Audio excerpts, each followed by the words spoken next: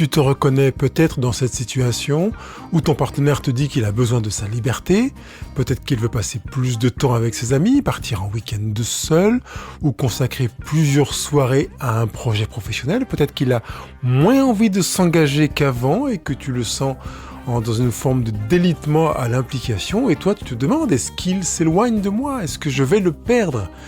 Ou peut-être que tu as remarqué qu'il devient distant dès qu'il sent une proximité trop forte. Il ne s'agit pas forcément d'un problème de couple, mais d'un besoin de réelle autonomie. Et le défi, c'est de savoir comment accueillir ce besoin sans te perdre toi-même, ni créer des tensions inutiles.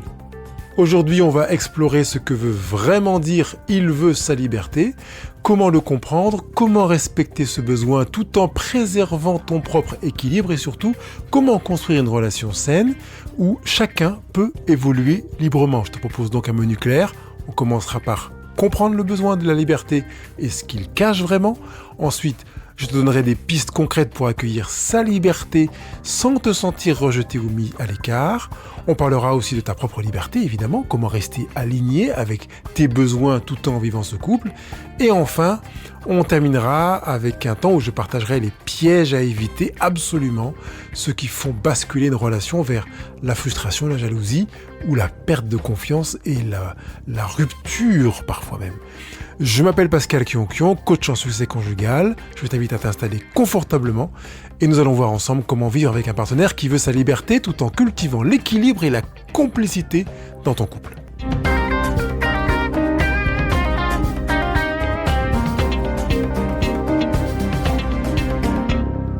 Alors avant de chercher des solutions, il est essentiel de comprendre ce que signifie vraiment son besoin de liberté.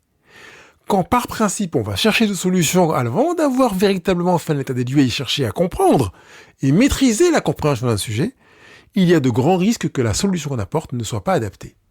Donc souvent quand un partenaire dit « je veux ma liberté », ça déclenche immédiatement de l'inquiétude, de la peur ou de la colère, et c'est pour ça qu'on se précipite vers les solutions. Mais derrière ces mots se cachent généralement des besoins précis, pas forcément une volonté de s'éloigner de toi, et c'est vraiment important que tu l'entendes comme ça.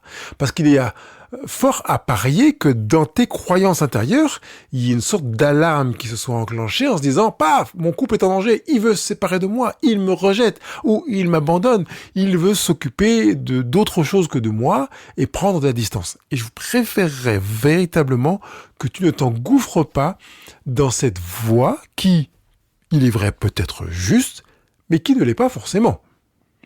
Par exemple, il peut avoir besoin de passer du temps seul pour se recentrer.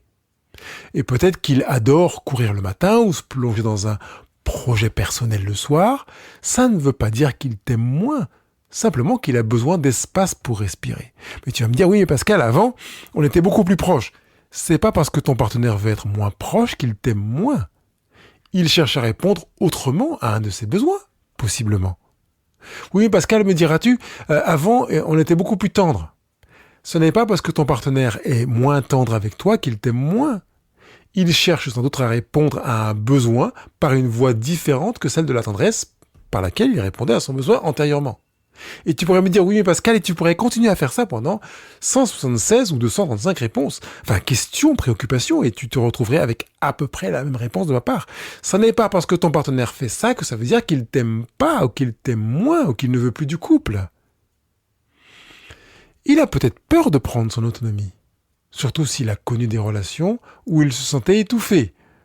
Dans ce cas, son besoin de liberté est une manière de se protéger et de maintenir son équilibre intérieur. Mais Pascal, est-ce que... Tu vois où je veux en venir? Il y a ceux pour qui la liberté est une valeur fondamentale. Il est même possible que cette valeur était fortement présente et qu'il l'ait étouffée pendant des années et que du coup tu te dises mais je ne comprends pas parce que mon partenaire n'était pas comme ça avant. Il demandait pas de la liberté comme ça. Il y a donc quelque chose qui a changé. Oui, quelque chose a changé en lui. Ne te mets pas forcément martel en tête en te disant que c'est toi qui as fait quelque chose qui ne va pas, que c'est toi qui déclenche le fait que ton partenaire veut prendre sa liberté alors que tu ne sais pas comment l'expliquer. Ce n'est pas parce que tu ne sais pas comment l'expliquer qu'il te faille devenir coupable et emporter la responsabilité. Qui veut prendre plus de liberté? Ton partenaire. C'est donc lui qui endosse sa responsabilité de prendre plus de liberté. D'autre part, Est-ce qu'il t'a dit qu'il veut plus de liberté ou est-ce que c'est ton interprétation qui a conduit à ça? Cette question est pertinente si tu l'entends bien.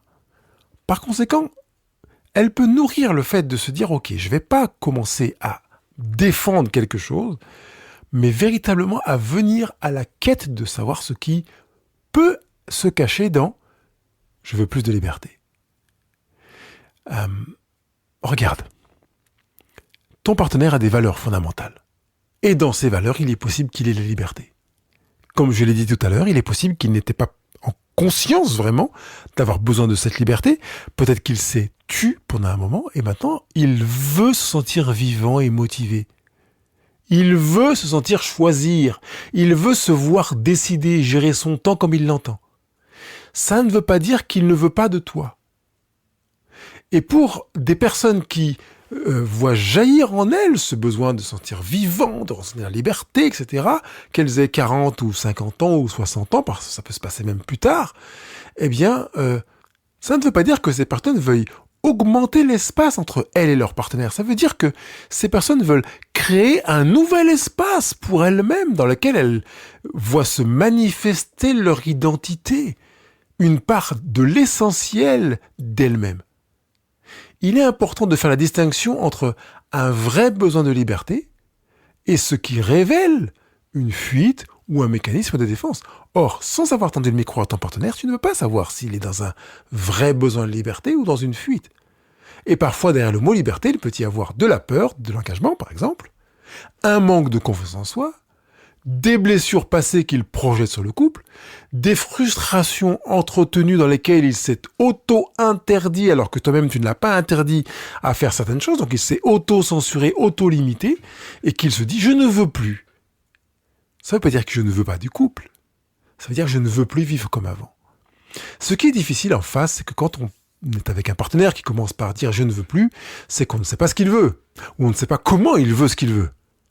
La plupart du temps, on a besoin de passer par un « je ne veux plus ça, je ne veux plus vivre ça, je ne veux plus expérimenter ça » avant d'arriver après un deuxième temps dans une phase de « voilà ce que je veux à la place de ce que je ne voulais pas ». Et là, tu peux commencer à aider ton partenaire à réfléchir à ce qu'il veut, mais uniquement après avoir bien pris soin d'écouter ce qu'il ne veut plus. Donc pour le comprendre, la clé c'est de poser des questions, écouter et observer. Par exemple, qu'est-ce qui te ferait sentir libre? Qu'est-ce que cette liberté te permet d'exprimer ou de retrouver? Comment tu accueilles ce besoin fort de liberté? Qu'est-ce qui, dans ce que nous vivons actuellement, tu aimerais voir changer pour exprimer davantage ton besoin de liberté ou pour asseoir davantage ton aspiration à la liberté? Et tu vois que dans les questions que je pose et que je te propose de poser à ton partenaire, si tu as l'impression que le voyant de l'aspiration à la liberté s'est allumé soit par son comportement, soit par des propos, que tu mettes vraiment l'emphase sur l'attention, l'écoute et l'observation de ce qu'il va te dire. En écoutant vraiment ses réponses et non pas tes peurs, en écoutant vraiment ses réponses, tu pourras identifier si son besoin est ponctuel, permanent, mesurer le poids, l'envergure de ce besoin et surtout tu pourras voir comment y répondre sans perdre ton équilibre. Pas que toi tu y répondes, mais comment lui envisage d'y répondre. Voyons comment justement accueillir concrètement ce besoin de liberté sans que cela ne devienne un sujet de conflit. Maintenant que tu comprends mieux ce qui se passe, son besoin de liberté, voyons comment l'accueillir. J'ai bien dit maintenant que tu comprends mieux, donc si tu n'as pas encore fait la démarche parce que tu es en train d'écouter cet audio maintenant, évidemment tu n'es pas en mesure de le comprendre. Donc la deuxième étape que je te propose maintenant est à faire après que tu aies fait l'étape préliminaire consistant à poser des questions, à écouter et véritablement à chercher à comprendre ce que ton partenaire a voulu te dire. Donc le premier point, c'est l'écoute sans jugement. Je vais vraiment chercher à savoir ce que tu veux me dire. C'est pour ça qu'on va être dans cette démarche d'accueillir son besoin de liberté. Quand il te dit qu'il a besoin de temps pour lui, évite de réagir avec de la peur ou des reproches. Attends, t'exagères. Déjà que je te trouve que t'es pas assez présent. Si tu fais ça, qu'est-ce que tu fais? Imagine que visuellement, tu es en train de tendre les bras avec les mains fermées de ton corps vers son corps en train de le repousser. Plutôt que de penser à « il s'en va » et que par conséquent tu favorises avec ce geste le rejet ou l'abandon ou le renvoi, mieux vaut que tu aies les bras ouverts pour accueillir sans jugement ce qu'il a à te dire. Donc plutôt que de penser « il me fuit », pose-toi et écoute ce qu'il exprime vraiment. Qu'est-ce qui te ferait te sentir libre ? Ou qu'est-ce qui fait que tu recherches cette liberté maintenant ? J'ai l'impression que tu la cherches de manière différente. Qu'est-ce qui fait que tu as le sentiment de ne pas te sentir suffisamment libre dans le couple ? Prenons un exemple concret. Il veut passer ses soirées à travailler sur un projet professionnel et au lieu de te sentir rejeté ou jaloux ou jalouse, tu peux lui dire « D'accord, je comprends que c'est important pour toi. Comment on peut organiser ça pour que je puisse profiter de ta présence et qu'en même temps tu puisses profiter de ton projet et qu'on trouve un équilibre dans lequel l'un et l'autre sont satisfaits et l'un et l'autre ne vivent pas de frustration. » Et j'insiste pour dire que accepter sa volonté d'indépendance est crucial. Laisse-le avoir ses hobbies, voir ses amis, prendre du temps seul. C'est pas un signe qu'il ne t'aime pas ou qu'il t'aime moins. Si tu glisses dans cette direction, tu es dans un préjugé qui a tendance à être enfermant et condamnant. Enfermant pour lui et condamnant pour toi. Donc je préférerais que tu te dises, il veut prendre du temps seul, et je sais que par voie de conséquence, s'il se ressource, qu'il se fait du bien, eh bien le temps que nous passerons ensemble sera d'une autre qualité.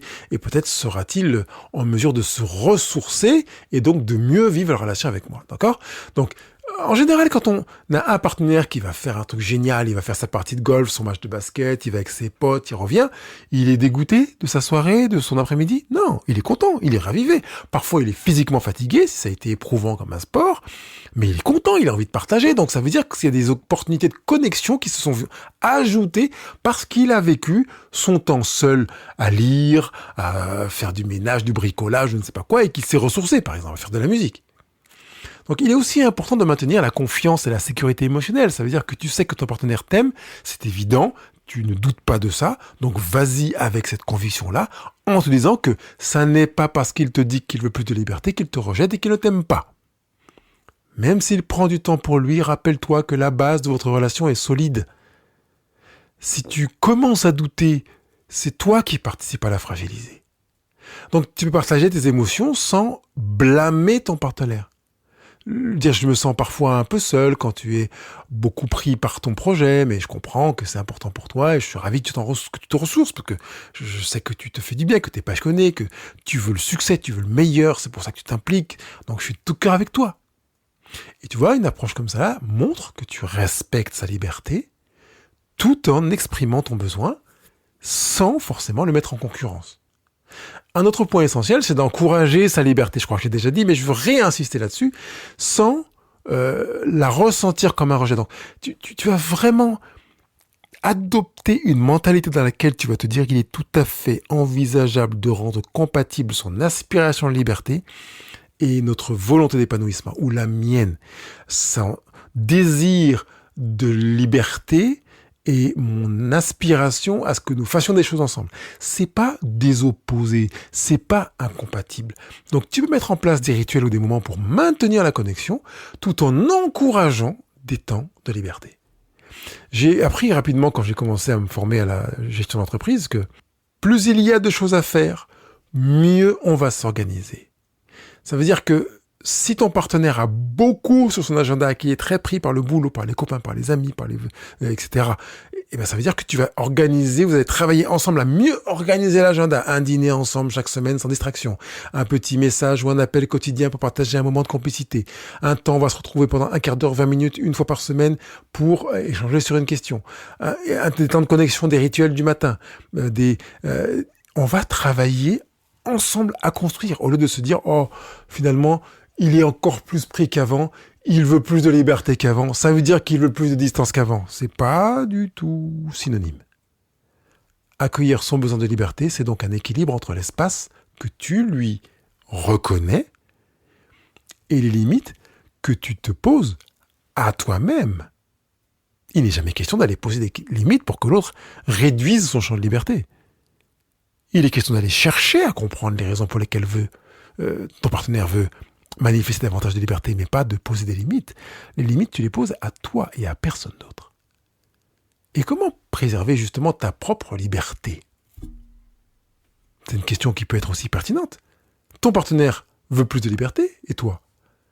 Parce qu'un couple sain n'est pas celui où l'un s'efface pour l'autre, mais celui où chacun peut s'épanouir sans se sentir prisonnier. Donc, toi aussi, il est important que tu ne te sentes pas prisonnier ou prisonnière de ta relation conjugale au point de manifester une frustration apportée comme un boulet quand ton partenaire décide de faire des choix de liberté. La première étape, c'est de clarifier tes limites et tes besoins. Donc, pose-toi les questions. De quoi ai-je besoin pour me sentir respecté et épanoui dans mon couple ? Ou quels moments sont essentiels pour moi, seul ou avec mes proches, sans mon partenaire ? Comment créer de ces moments de valeur des activités qui vont me ressourcer ? Et quand tu connais tes limites, tu peux les communiquer clairement à ton partenaire si tu veux le faire, évidemment sans reproche. Et si c'est toi qui m'écoutes et qui veux plus de liberté, tu peux le dire à ton partenaire, j'ai besoin d'un moment pour moi, chaque soir pour me ressourcer, j'ai besoin d'un sas quand je rentre du travail, dans lequel je voudrais 40 minutes, 45 minutes ou 1 heure pour me faire du bien, pour me doucher, pour me faire du sport, lire, avant de pouvoir revenir dans la famille. Je te recommande, j'ouvre la parenthèse, de faire ce sas avant de rentrer chez toi de manière à être le plus vite possible quand tu rentres chez toi, en mesure d'être le partenaire et le papa, ou le partenaire et la maman, si vous avez des enfants, plutôt que de passer 1 heure à faire un sas à la maison. Tu peux imaginer que c'est beaucoup plus respectueux des aspirations de ton partenaire. Si tu as besoin d'un sas de 10 minutes, un quart d'heure, c'est tout à fait faisable à la maison, mais mieux vaut que tu fasses quelque chose ailleurs si tu te rends compte que ça dépasse la 30aine de minutes. C'est une astuce que je te propose. Ensuite, il est vraiment important de définir ensemble des accords clairs sur le temps personnel et le temps partagé. Par exemple, vous pouvez décider que l'un de vous deux consacre 2 soirées par semaine à ses projets, et qu'au moins 1 soirée soit dédiée à un moment commun, et qu'un week-end sur temps soit réservé pour vous deux ou pour vous avec la famille, que vous fassiez garder les enfants 1 fois tous les je ne sais pas combien, mais que ça corresponde à quelque chose qui vous corresponde à l'un et à l'autre. Ça veut dire qu'il n'y en a pas un qui va avoir raison et l'autre qui va devoir se soumettre, mais que les deux, vous puissiez travailler, créer, co-créer cette capacité à manifester votre liberté, à créer votre liberté.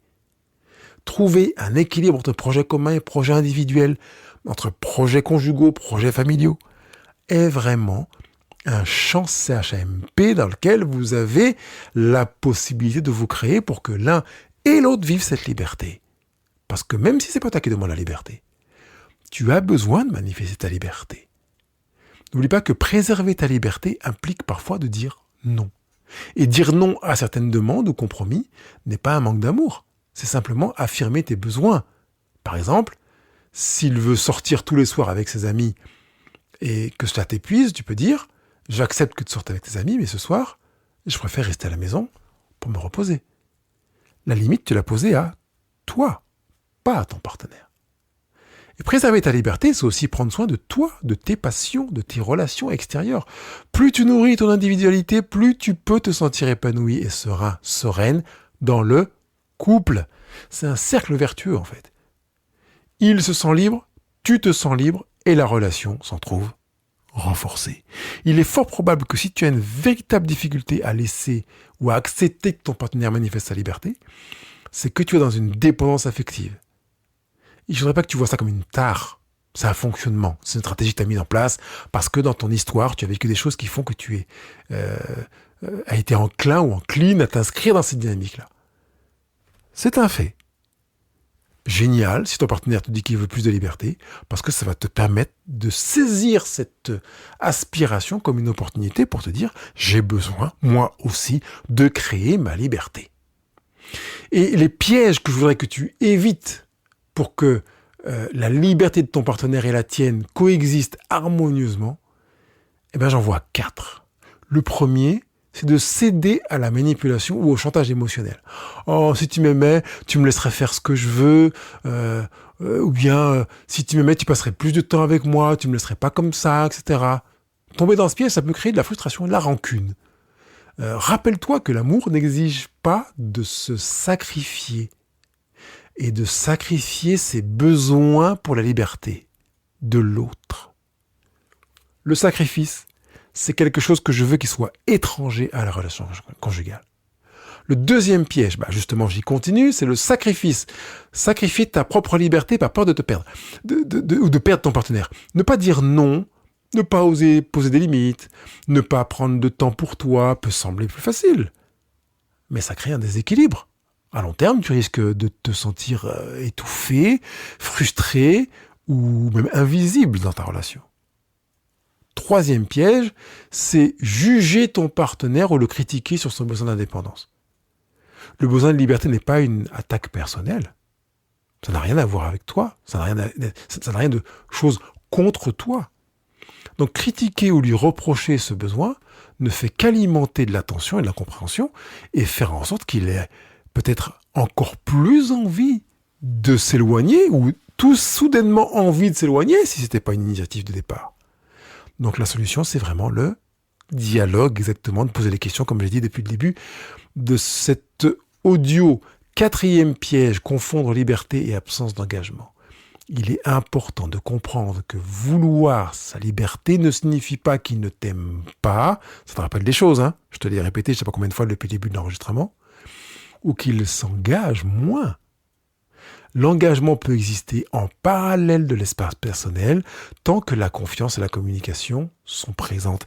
Et j'ai déjà donné des éléments pour faire en sorte que tu sois au clair sur le fait que si ton partenaire te dit qu'il veut plus de liberté, on va regarder davantage l'agenda pour s'organiser de manière à ce que l'engagement reste présent, prégnant. En évitant ces pièges, les 4 que je t'ai mentionnés, céder à la manipulation ou au chantage émotionnel, sacrifier ta propre liberté par peur de perdre ton partenaire, le juger ou le critiquer sur son besoin d'indépendance, ou confondre liberté et absence d'engagement, le fait d'éviter ces 4 pièges te facilite une relation sereine, dans laquelle il y a du respect, il y a de l'équilibre, il y a de la recherche de compréhension, chacun peut exprimer sa liberté tout en restant connecté à soi-même et à l'autre. Je crois qu'on a vu l'essentiel. Là, tu as appris à comprendre ce que signifie vraiment son besoin de liberté, à accueillir son espace personnel sans le ressentir comme un rejet, à préserver ta propre liberté en posant tes limites et en affirmant tes besoins, en apprenant à te connaître et à te nourrir dans tes besoins, et puis d'éviter les 4 pièges que je viens de te mentionner. La clé, c'est l'équilibre, la recherche de compréhension. Respecter sa liberté, respecter la tienne et maintenir un dialogue ouvert, honnête, et dans lequel il y a véritablement de la bienveillance. Alors je te laisse avec cette question, comme une invitation à l'action. Quel geste tu peux faire pour respecter la liberté de ton partenaire tout en affirmant ta liberté et ainsi renforcer votre relation conjugale ?